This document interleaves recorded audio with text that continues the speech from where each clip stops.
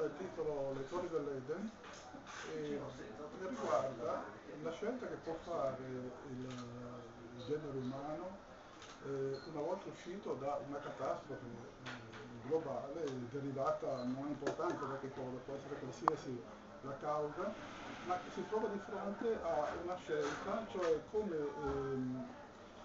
riprendere la società e educare le nuove generazioni se sotto un aspetto dittatoriale oppure democratico.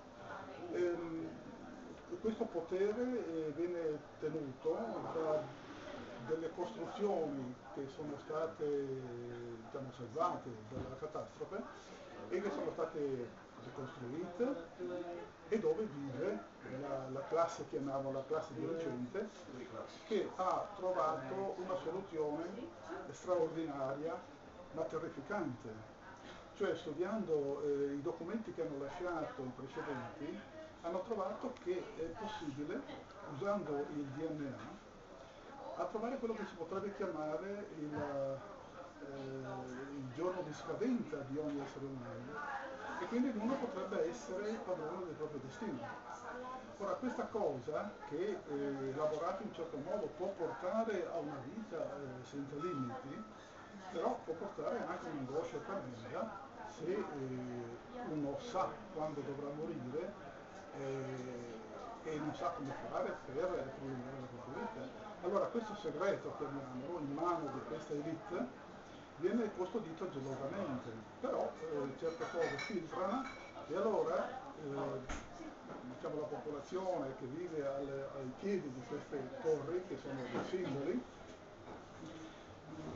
cercano di capire di che cosa si tratta e si sentono quasi interessati.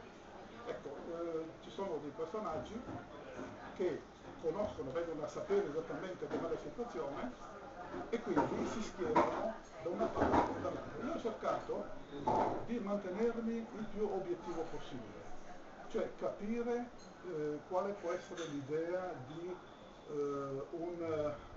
un dittatore che si trova di fronte a questa scelta unica al genere umano e capisco anche la controparte che dice questo è un bene dell'umanità e quindi deve essere disponibile per tutti.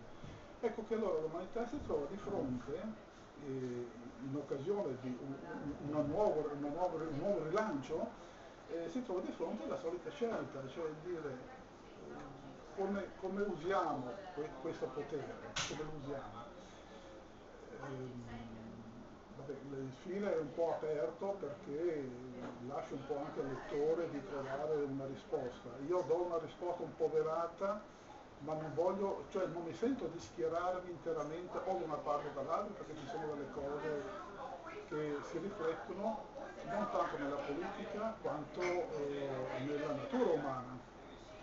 Noi siamo fatti in un certo modo e purtroppo quando ci troviamo in una comunità, per quanto ristretta possa essere, ci sono subito delle lotte interiori che disgregano quello che all'inizio era un pensiero comune.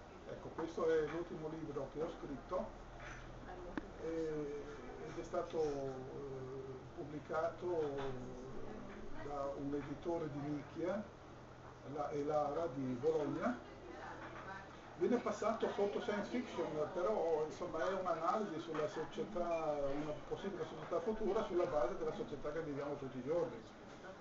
Questo è il discorso che volevo fare.